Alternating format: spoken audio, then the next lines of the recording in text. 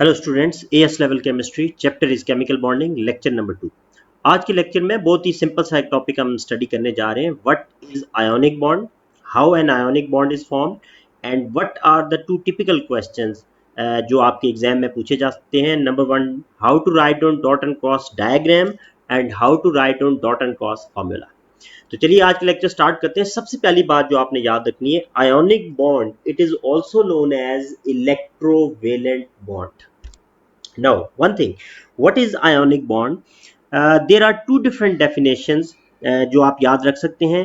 एक डेफिनेशन जो हो सकती है बहुत ही simple, ionic bond it is the electrostatic force of attraction between oppositely charged ions. जब भी आप एक पॉजिटिव आयन देखें और एक नेगेटिव आयन देखें तो both these oppositely charged ions they will attract each other with the help of an electrostatic force of attraction.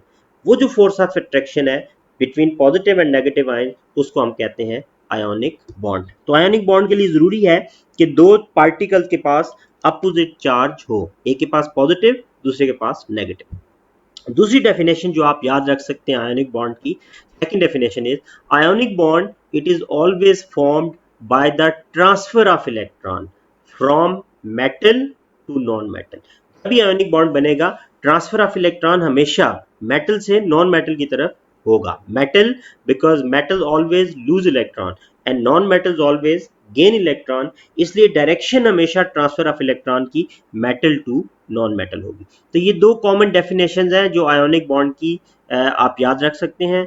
One, electrostatic force of attraction between oppositely charged ions, और दूसरी, transfer of electron from metal to non metal is known as ionic bond. दो typical questions जो आपके exams में पूछे जा सकते हैं, you are familiar with these two types of question. एक क्वेश्चन है how to write down dot and cross diagram. Example हम एक ले लेते हैं, बहुत ही सिंपल सी example, for the formation of NaCl, sodium chloride. Periodic table आपको अवेलेबल होता है। पीरियोडिक टेबल से आप ये फाइंड कर सकते हैं कि which element is a metal and which element is a non metal. एक जनरल फैक्ट हमेशा आप याद रख सकते हैं, जब भी आपको कोई आयोनिक कंपाउंड गिवन हो, जो एलिमेंट पहले लिखा होता है केमिकल फार्मूला में इट इज अ मेटल, और जो एलिमेंट बाद में लिखा हो कंपाउंड के it is a non metal. तो आप बड़ी इजीली यहाँ पे आइडेंटिफाई कर सकते हैं, sodium Na is a metal and chlorine Cl it is a non-metal. So metals they lose electron. Metals lose which electron? Metal lose those electron which are present in the valence shell. Last shell में जो electron होते हैं वही electrons during bond formation they are lost by metals. Sodium metal है हमारा। Sodium की अगर आप एटॉमिक नंबर देखें पीरियोडिक टेबल में, atomic number of sodium is 11. It means sodium has one electron in its valence shell. तो sodium will lose one electron. जब भी कोई एलिमेंट कोई मेटल इलेक्ट्रॉन लूज करता है तो it becomes a positive ion. तो सोडियम एक इलेक्ट्रॉन लूज करेगा, एक इलेक्ट्रॉन लूज करने के बाद सोडियम पे जो चार्ज आ जाएगा it will be one positive. और वो जो इलेक्ट्रॉन सोडियम ने लूज किया है वो इलेक्ट्रॉन क्लोरीन गेन कर लेगा। अब क्लोरीन का एटॉमिक नंबर है 17। क्लोरीन का एटॉमिक नंबर 17 है तो इसकी इलेक्ट्रॉनिक कॉन्फ़िगरेशन होगी 287। इसके वैलेंस शेल में 7 इलेक्ट्रॉन्स है।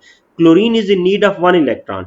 तो जो इलेक्ट्रॉन सोडियम ने लूज किया है वो इलेक्ट्रॉन जब क्लोरीन गेन कर लेगा तो क्या होगा, क्लोरीन का वैलेंस शेल कंप्लीट हो जाएगा और एक इलेक्ट्रॉन गेन करने की वजह से क्लोरीन पे चार्ज आ जाएगा 1-। तो हमेशा ऐसे होता है, जब भी मेटल इलेक्ट्रॉन लूज करते हैं तो पॉजिटिव आयन प्रोड्यूस होता है, जब नॉन मेटल इलेक्ट्रॉन गेन करते हैं तो नेगेटिव आयन प्रोड्यूस होता है। अब सोडियम की एग्जांपल मैंने आपको दी है Na।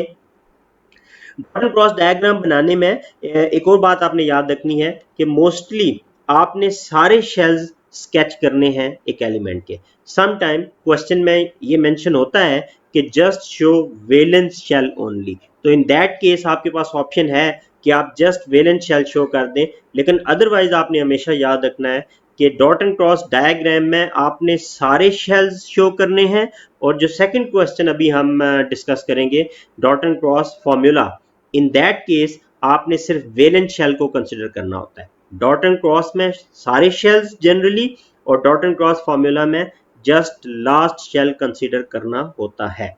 लेकिन इस केस में भी कभी कभी सिर्फ वैलेंट शेल हम कंसिडर करते हैं depending on the requirement of the question. Sodium के पास 11 इलेक्ट्रॉन थे, 11 में से फर्स्ट शेल में 2 इलेक्ट्रॉन है, this is first shell of sodium, there are 2 electrons. Second shell of sodium, it would have 8 electrons. Electron की placement के बारे में भी आपने ये बात याद रखनी है, distribution of electron first it must be unpaired. पहले आपने अनपेयर्ड 4 साइड्स पे एक एक इलेक्ट्रॉन डिस्ट्रीब्यूट करना है। After that if you have more electron you can start pairing. अब पेयरिंग स्टार्ट करें। So there are 8 electrons, so all the electrons they have become pairs. First shell में 2 electron, second में 8, 10 हो गए। Total electron sodium के पास 11 थे, लेकिन last shell वाला जो एक इलेक्ट्रॉन था सोडियम ने वो इलेक्ट्रॉन लूज कर दिया। इलेक्ट्रॉन लूज करने की वजह से सोडियम के इलेक्ट्रॉन कम हो गए, प्रोटॉन ज्यादा हो गए। प्रोटॉन ज्यादा होने की वजह से सोडियम पे क्या चार्ज आ जाएगा, सोडियम पे 1 पॉजिटिव, क्योंकि सोडियम का एक प्रोटॉन ज्यादा हो गया है। सोडियम में 11 प्रोटॉन है और 10 इलेक्ट्रॉन बाकी रह गए, इसलिए सोडियम पे चार्ज 1 पॉजिटिव हो जाएगा। अब इसके मुकाबले में क्लोरीन का एटॉमिक नंबर 17 है। ये इलेक्ट्रॉनिक कन्फिग्रेशन देखें आप, फर्स्ट शेल में 2, सेकंड में 8।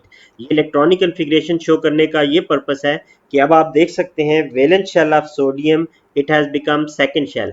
तो जब सेकंड शेल सोडियम का वैलेंट शेल बन गया है तो वैलेंट शेल में नाउ देयर आर 8 इलेक्ट्रॉन्स। तो valence shell has become stable, valence shell has become completely filled, तो sodium ion has become stable. अब ये जो इलेक्ट्रॉन लूज हुआ है this will be gained by chlorine. Atomic number chlorine का होता है 17। फर्स्ट शेल में 2 इलेक्ट्रॉन्स होंगे, सेकंड शेल में 8 इलेक्ट्रॉन्स। इलेक्ट्रॉन आपने हमेशा पहले अनपेयर्ड वे में डिस्ट्रीब्यूट करने, then you can start pairing. और थर्ड शेल में 7 इलेक्ट्रॉन्स होंगे टू कंप्लीट टोटल 17 इलेक्ट्रॉन्स। अब आप क्या देख सकते हैं, after distributing 7 electron still 1 unpaired electron is present in the chlorine. तो chlorine is in need of 1 electron. अगर क्लोरीन को एक इलेक्ट्रॉन मिल जाए तो क्लोरीन का भी वैलेंट शेल कंप्लीट हो जाएगा, और जब वैलेंट शेल कंप्लीट हो जाए that element becomes stable. Oxygen ने एक इलेक्ट्रॉन लूज किया है, वो जो इलेक्ट्रॉन ऑक्सीजन ने लूज किया है वो इलेक्ट्रॉन क्लोरीन जब गेन कर लेगा तो क्लोरीन पे चार्ज आ जाएगा 1 नेगेटिव। अब सोडियम भी स्टेबल हो गया, क्लोरीन से क्लोराइड आयन जो बना ये भी स्टेबल हो गया, क्योंकि आप इलेक्ट्रॉनिक कन्फिग्रेशन देख सकते हैं valent shell of chloride ion अब कंप्लीट हो गया। तो ये जो हमने डायग्राम स्केच किया है इसको हम बोलते हैं डॉट एंड क्रॉस डायग्राम। मैं आपको फिर बता रहा हूँ मोस्टली आपको सारे शेल्स ड्रॉ करने होते हैं, लेकिन depending on the question sometime question में आपको ये कहा होता है just show the valent shell only, तो सिर्फ आपने फिर वैलेंट शेल शो करना है जो कंप्लीटली फिल्ड होके स्टेबल हो जाता है। अब एक एग्जांपल हम कर लेते हैं डॉट एंड क्रॉस फार्मूला की भी। डॉट एंड क्रॉस फार्मूला में जो एग्जांपल मैं आपके लिए सॉल्व करने लगा हूं, it is the formation of aluminium oxide Al2O3। एक बात हमेशा याद रखनी है, फॉर्मेशन ऑफ एल्यूमिनियम ऑक्साइड हो या कोई भी आयोनिक कंपाउंड हो, उसके डॉट एंड क्रॉस फार्मूला में we always consider valence shell only. आपने सिर्फ वैलेंस शेल को कंसिडर करना है, और इस केस में जब आपने डॉट एंड क्रॉस फार्मूला लिखना है आपने जस्ट इलेक्ट्रॉन्स शो करने हैं।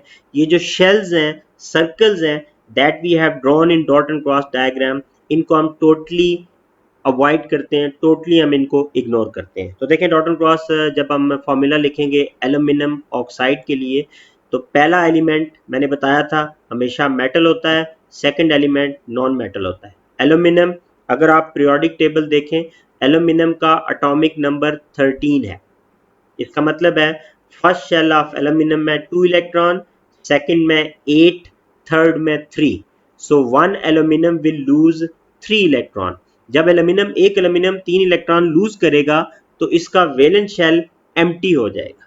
जब इसका वैलेंट शेल एम्प्टी हो गया तो आप सिंपली लिख सकते हैं that aluminium it gets a charge of 3 positive. Aluminium ने 3 इलेक्ट्रॉन लूज किए, इलेक्ट्रॉन 3 कम होने से इसके 3 प्रोटॉन ज्यादा हो गए, इसलिए इसके ऊपर चार्ज जो डेवलप हो गया वो पॉजिटिव 3 हो गया।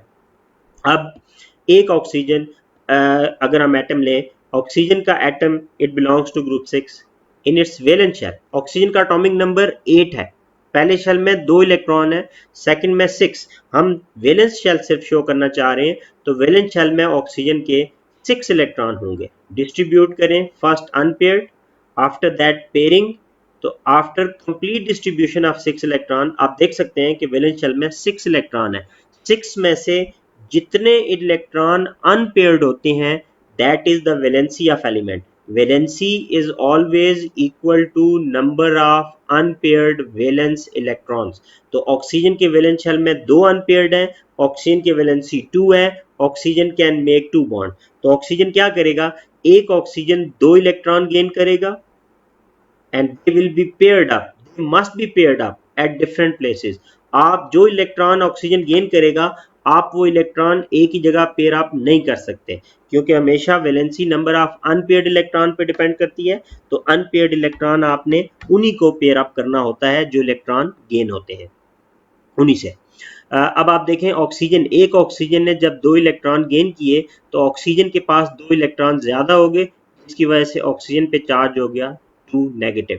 अब आप ये सोच रहे होंगे कि एल्यूमिनियम ने 3 लूज किए थे लेकिन ऑक्सीजन ने तो 2 गेन किए हैं, तो एक तीसरा इलेक्ट्रॉन कहाँ है? तो बड़ी सिंपल सी बात है, अगर आप फॉर्मूला देखें, एल्यूमिनियम ऑक्साइड में 2 एल्यूमिनियम है, अगर एक एल्यूमिनियम ने 3 इलेक्ट्रॉन लूज किए हैं तो दो एल्यूमिनियम कितने इलेक्ट्रॉन लूज करेंगे? 6। तो याद रखें हमारे पास 6 इलेक्ट्रॉन है जो एल्यूमिनियम ने लूज किए हैं।